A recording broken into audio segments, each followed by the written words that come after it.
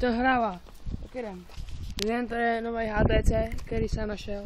A zde uvidíte, jak ho rozbiju o zeď, jestli se mi to povede. Ty píčo. To je na najít. Tady je display, kousek. Zde máme základní desku. Ty píče, tady je myš nějaká, ne hovno, ještěrka.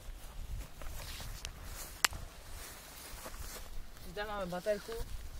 Baterku můžu prodat. Ano, a toto je displej. Který byl naprosto v pohodě. Byl to displej. Naprosto v pohodě, když ho přijalo auto. A kde jsou ty kurvičky malý, ty vole? Jak se je rozmítlo? Asi hovno najdem. Jsi zasraný, nejza. Už mám konec.